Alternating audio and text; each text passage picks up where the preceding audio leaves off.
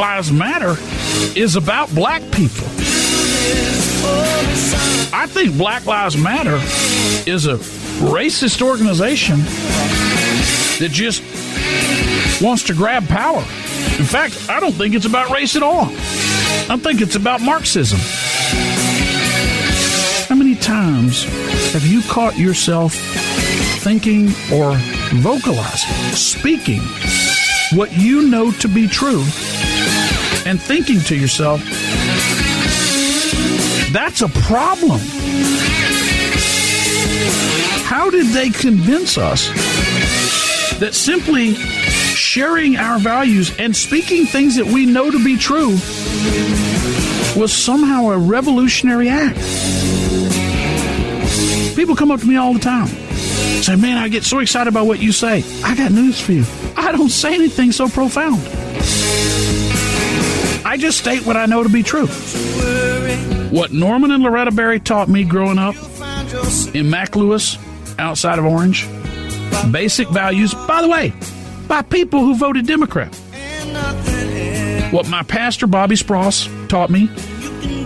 What my teachers, Miss Rieger, Miss Dixon. Let's see if I can do this. Miss Rieger, Miss Dixon, Miss Williams, Miss Reed, Miss Colson, Miss Sulcer. I'm at 6th grade now. Miss Perry, Miss Toll, Coach Rice, Miss Lee,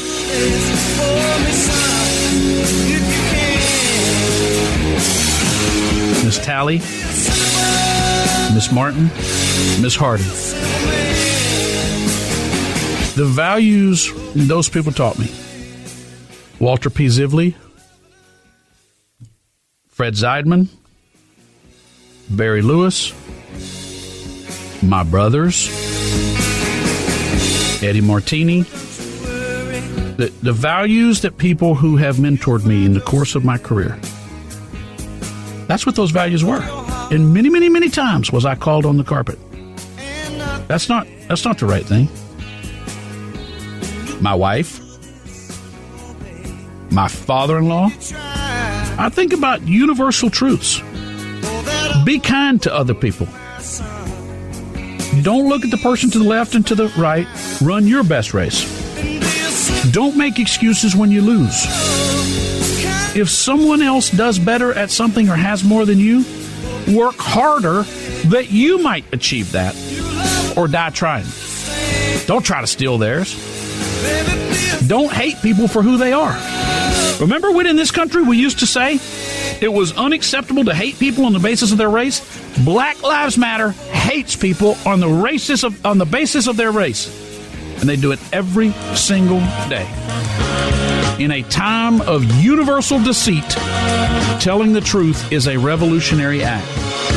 Well, folks, be a revolutionary, because we are living in a time of universal deceit. The Michael Berry Show continues.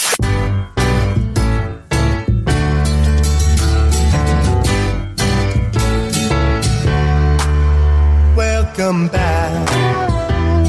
Your dreams were your ticket out. On this day in 1975. You weren't there. You saw it by the 4th episode. Don't say you were. The TV series Welcome Back, Kotter debuts on, do you remember what network it was on? ABC. The theme song, written by John Sebastian, of what group? The Lovin' Spoonful. The theme song would go on to number 1 in America in 1976. Welcome Back, Kotter would launch the career of John Travolta, who would play a high school delinquent on the show.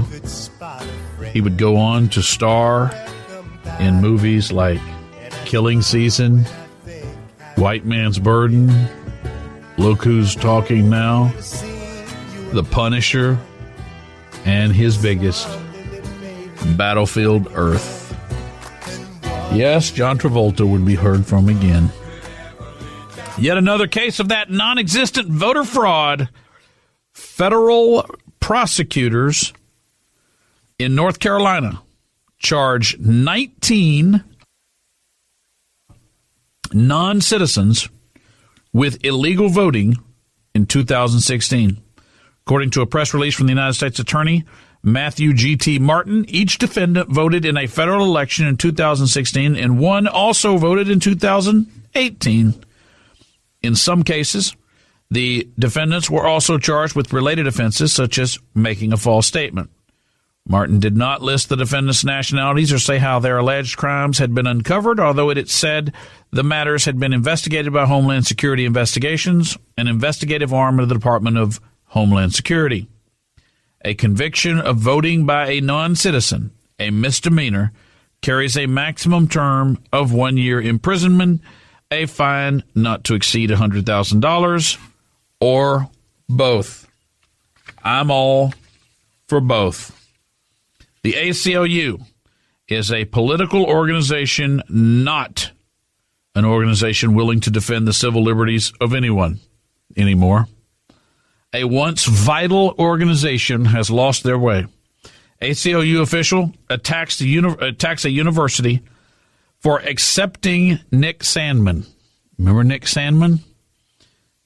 Professor from the university chimes in and vows to closely monitor Sandmann. You're targeting this kid who never actually did anything wrong. The ACLU's Sam Crankshaw wrote on Facebook, does anyone else think it's a bit of a stain on Transylvania University for accepting Nick Sandmann? I'm sure it's a both sides defense, but it's pretty counter to their mission and another instance of there not actually being equal sides to an issue. I think Transylvania University should accept anyone willing to have an open mind and engage in debate, regardless of their views. That's how we all learn. But this kid clearly is a provocateur in training with no intention of learning. He exists only to troll, intimidate, and play victim. So he's both intimidating and playing victim. You're this wound up over a little kid? My goodness.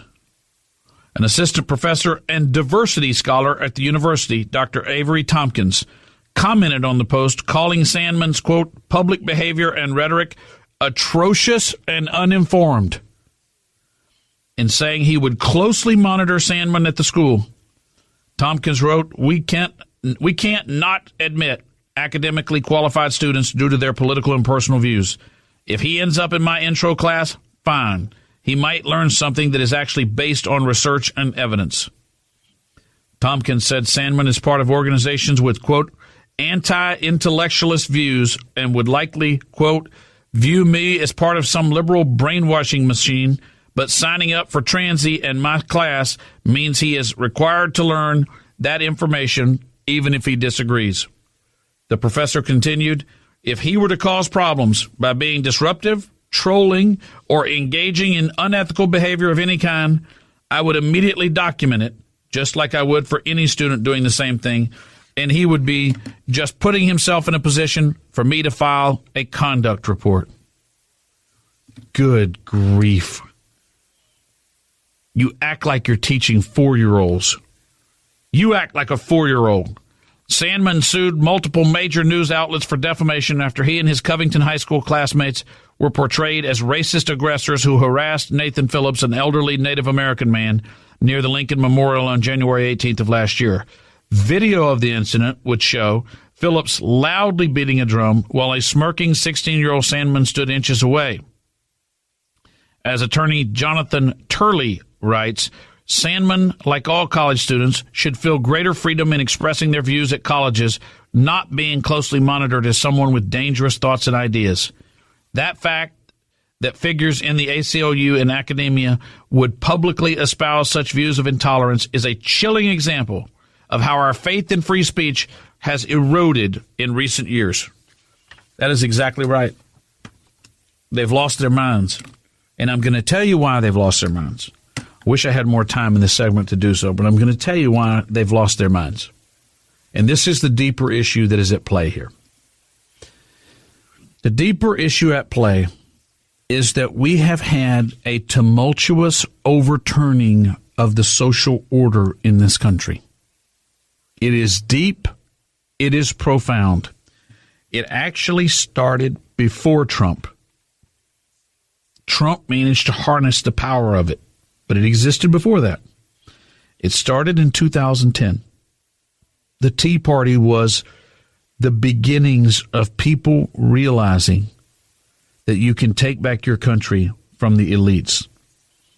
There was a piece by Anthony Codavia entitled "The Ruling Class versus the Country Class." Came to my attention when Rush read it. Rush very rarely reads from an article, and he read a good portion of it. And it was about how it's not left versus right in this country. No, that's the game that keeps you watching. It's them versus us, and you see it in every way.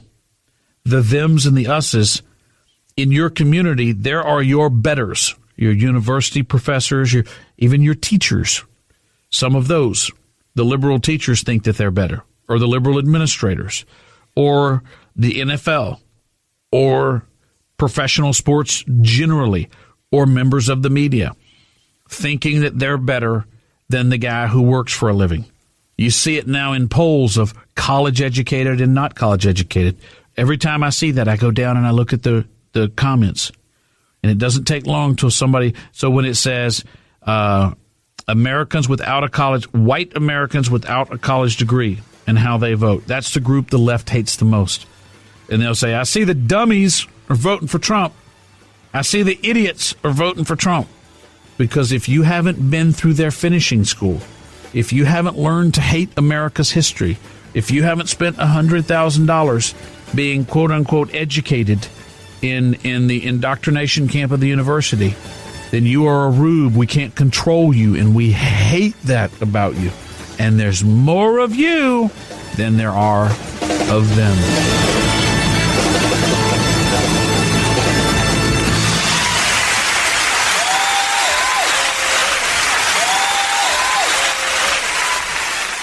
When GoodRanchers.com came to me with their concept, we bring beef right to your door. High quality American beef and chicken supporting American farmers that are at the heart of America's economy. Quality meats, cutting out the middleman. We're going to come right to your door with your meat. You're going to love the price, and you're going to love the quality. And I do. And I want you to try it. And then I want you to email me and tell me what you thought, because you're going to love it. GoodRanchers.com. Right now, all listeners will get $30 off your first order with promo code BARRY. That's promo code BARRY.